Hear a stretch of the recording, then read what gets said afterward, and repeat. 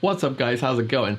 Welcome back to yet another collab video. Today is a video from a new collab group that I'm part of. It's basically the same people as in YTCC, the people I did the last collab with, but this is like we just set up a special group basically just for collabs.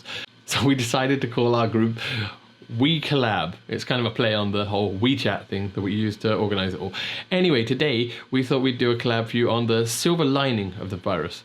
The parts which are unexpectedly good. Just a quick look basically at the lighter side of the virus, just to, you know, get away from all the doom and gloom for just a few minutes. Please remember to subscribe and watch and support all of the creators in this group if you like them. If you don't, cool, no worries. So without further ado, here it is.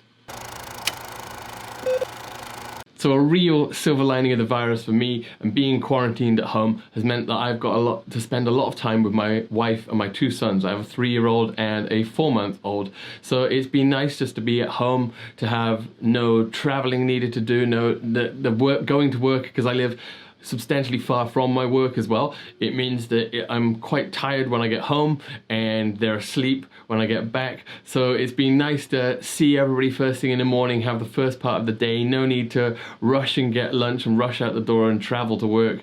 And then even while I've been at work, although I'm in the office here for a lot of time doing like preparing PPTs or teaching or doing other stuff, like there's always the chance when, you know, when I go out to go to the toilet or go out for a glass of water, want to take a quick break, I can go out and say hello and just hang out and see what they're doing. It's been really nice just to be at home and be together as a family.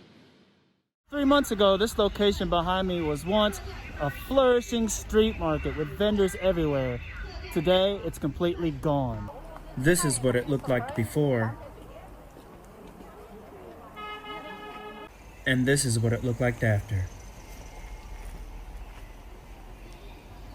This comes as a consequence of the government trying to raise awareness for its citizens regarding the consumption of wild animals. Although it hasn't been 100% confirmed, one theory is that the epidemic started in a street market such as this one. Here you can see workers and trucks taking the street market down. And the Chinese government has put a temporary ban on the selling and buying of wild animals. You can see banners put up all around the city telling locals that if they know of anyone dealing in wild animals to report it. Here I ask a local about what has happened to the street market. 你的市场怎么没有了呢？为啥呀？因为野生动物吗？因为野生动物呗。 Michael. I actually live in Guangzhou, which is the southeast portion of China, and I'm going to be focusing on the trends on developing better technology for fever detection in China. Now, as most of you know, these kind of events can affect the economy not only in China, but also worldwide. So more measures have to be taken to have a safer work environment. Like in my example, at least in my city, most, if not all malls need to have a temperature check. In my company's case, I actually started developing more and more technology to kind of detect these kinds of fevers or any kind of illnesses you may have in the workplace. So just showing you an example here, you have a group of people that can be together and it can simultaneously detect the temperatures of all the people, and it will sound an alarm if there's any suspicious abnormality. And this technology has not only been developing in China but also in Singapore. Many Chinese workers that work in Singapore now have to go through a swab test that was developed in Singapore. This swab test can detect if you have the virus within hours, regardless if you have a fever or not. The first thing that I want to talk about is the effect on the environment and air quality that we can see because of the situation. NASA revealed a few satellite photos of the Wuhan area and China at large, and it was showing the difference in air quality between Chinese New Year 2019 and Chinese New Year in 2020, because people were locked down, people were not going anywhere, and a lot of industries were shut down so that there was no cargo traffic either. You can see a clear improvement in air quality all over China. So you can see here in some of my shots that, well, in fact, air looked so much better these days. Another interesting thing to see, somewhat related, is that the Chinese government, given the situation, has decided to extend the subsidies that they were offering for people who want to buy electric cars. So hopefully this blue skies that we are enjoying these days could be a permanent thing in the near future. Anyone that's been to China before has seen the whole kind of attitude of first in, best dressed, or take as much as you can carry, especially in the retail kind of business area. Now, this kind of makes sense with the demographic in China because essentially 1 minute of idle chit-chat could mean the difference between 1 minute of a buying customer. So you standing there holding your wallet, deciding what you want to pick off the menu, you're generally going to be bumped to the side by someone who is ready right now and ready to pay. Now, during this time where people haven't been able to go out as much, or perhaps they're not working, it's given people a chance to slow down, appreciate things a little bit more. And you'll see suddenly people are standing in lines. Suddenly people are offering, you go first. There's both customers and workers alike pointing out when somebody pushes to the front of a line saying, hey, sorry, go to the back, it's not your turn. This is something that, to my experience, doesn't really normally exist in China. And it's just been really nice to see people following the rules and being more courteous to each other. And I suppose it will be one of those things that we'll just have to see if it stands the test of time. So another silver lining of the virus has just been to save money. Like, there's so many things in daily life which add up little by little, like catching buses, eating out, all these kind of things which you kind of just don't really notice or take for granted, that once you're not doing them and you're staying at home, you realize exactly how much money you are saving. There's all like the little knickknacks, like a snack, because you've gone past a snack shop, like, oh, just, you know, pop in here in Starbucks and get a coffee. It all just adds up. And when you don't have to do that, when you just stay at home, it is fantastic how much money you save. So I'm looking at the news right now, and these front page headlines are enough to make an average person panic. And what is boggling my mind is that countries have had almost 3 to 4 months to prepare for this. I had so much faith in the world that they would have taken actions just like China did. China did an amazing job with controlling this thing. Then again, you might say they blocked off entire districts, they wouldn't let people go out, this and that, all kinds of drastic measures took place. And that's it. It had to be drastic. Now look, China's numbers of cases are going down. So if you look at that number on the top left that says 81,003, that is the total number of cases China has had up to this date since the outbreak. And at the very top of that number where it says plus 11, that's how many cases that have added on to that since yesterday. So plus 11. Now let's look at this graph right here. Now the range of dates on this graph start from January 20th and go all the way to March the 12th. Now let's look at this gray line. This is the total number of confirmed cases on that given date. You see how on the 20th of January, it starts rising and rising and rising and takes a major peak between February 11th and February 13th. And then after that, it starts going down slowly, slowly, slowly. And until today, it's almost completely gone. Now look at the green line on the graph. That's the total number of recovered cases. And you see how it starts to slowly climb up as the number of confirmed cases start to slowly go down. It seems like a lot of lessons can be drawn from China's playbook here, but there are some things that we can do as individuals. That is, treat everyone kindly, respect everyone, and improve. Now, the second positive thing that I want to mention has to do with the type of work that I do. I work with a lot of children, Chinese children, and we all know how prone they are to picking their noses and doing like these nasty things. Even though we disinfect every single desk at my center, this is always a bit of a problem. And again, it's not a China-specific problem.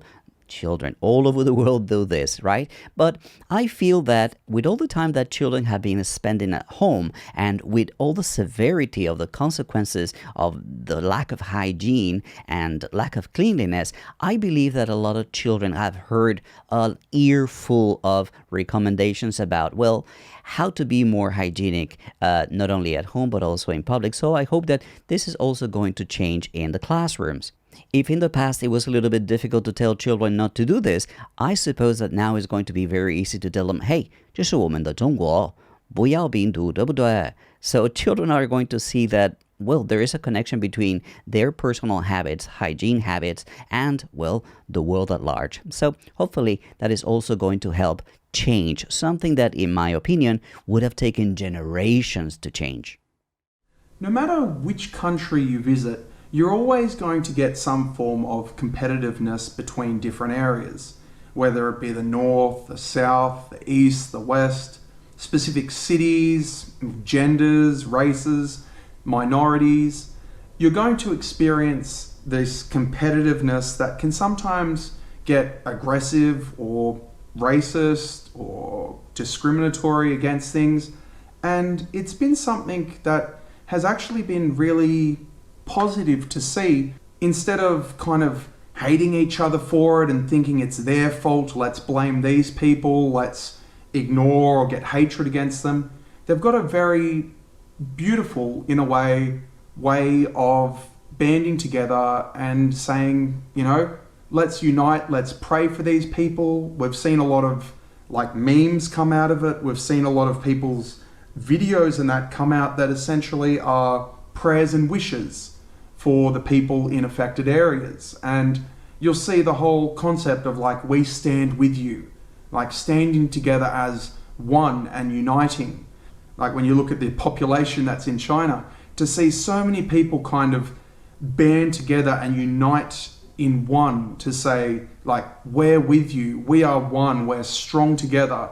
It's a positive thing to come for it, to see countries unite together, although they may be different in their viewpoints or religion or government systems, to band together and fight something as a world is a really positive thing to look at. And, it just makes you wonder what more we could accomplish if the world banded together more often.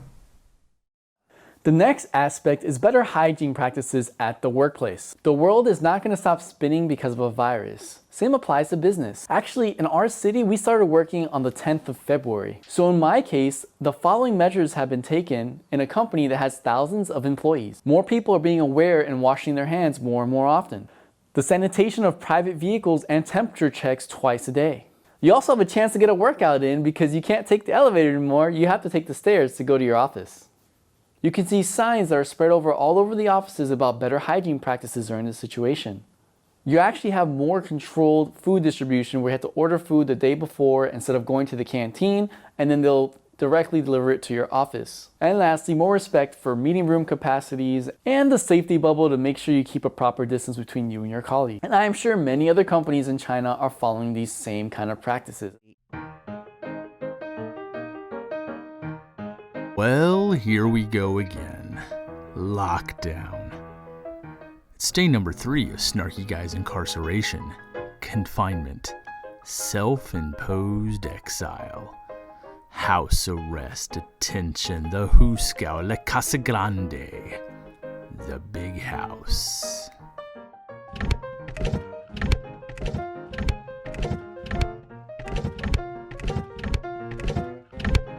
Shanghai. Snarky's been shanghaied in Shanghai. Thank you very much, Ick from beyond the Chengjiang River. You're really cramping my style, you know that funky lung parasites? Lockdown. The irony. It's another way of saying that otherwise healthy boys and girls have been frolicking outside China, beyond zombie playground zero, should immediately hunker down inside their apartments for 2 weeks of self-imposed quarantine so as not to infect those that have not already been infected. The question is, are you tired of being bored? Wouldn't you like something to do while you're under quarantine? Of course you would. Simply follow these easy steps and you'll be rid of that quarantine boredom in no time. Step 1. Take up a new hobby.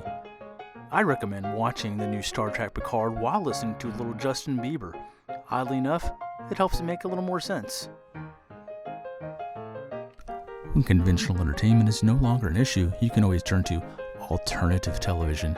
I call this one Dunk Tank. It's where we take contestants from all over the apartment, dunk them in a large tank of water to resolve their disagreements before they get hopelessly bleached and or dizzy. I tell everyone my favorite player is Sock, but the truth is, I'm really hoping the Bra Twins win out. Last step. Put that cup down. Are you ready? You're not going anywhere, and considering a few places in your apartment have not been graced with your own buttocks, this is a great time to reinvent yourself. Sure, the wife may say, 哎呀，你有没有搞错? But you know what? Secretly, she supports you. Congratulations! If you followed the steps of this video to the letter, then odds are you are now no longer bored. Of course, the makers of this short clip are also not responsible if your wife or girlfriend smothers you in your sleep, or your Chinese mother-in-law calls the authorities to come to your house, have you locked away in a mental institution for your own sanity. But hey, either way, you're now no longer bored. I know that originally in our plan we said that each YouTuber would have 2 ideas, but I have a third one that I feel compelled to share with you. Through this experience, I have been touched by the generosity and the camaraderie, and I know this is YouTube, I say camarade, the camaraderie of people that you know, or people that you don't know very well, or people that I've just met through YouTube. People who contact me, for example, telling me, hey, I have imported 1,000, 2,000, 3,000 masks from Europe or from Portugal or from America. Do you need any masks? How can I help you? People that are reaching out to almost strangers, trying to help other people because we know of the different situations that we're in. In my case, I was approached by at least 3 people offering to send me masks. I did what I thought was the honest thing, which is to say, hey, I'm okay, I'm fine. Me and my wife, we have enough masks for ourselves. Offer these masks to people who really, really need them. And well, also something that I did is I got in touch with Wokobao Rojo, who you know he was locked down in his university by himself, and I offered him, hey, I'm not too far from you. I can drive to your place and bring you whatever you might need. So keep in touch. Let me know if there's anything that I can help you with. So this situation did bring generosity and camaraderie, as I said, that surprised me because I wasn't really expecting this. So I hope that this kind of friendship that we have started, given the situation, will last a long time. So there you go, guys. What did you think? Hit me up in the comments. Let's get a discussion started. And all the creators, as would be expected, will be linked in the description down below. Go visit them. Go check them out. Go show them some love. Anyway, guys, until next time, bye-bye.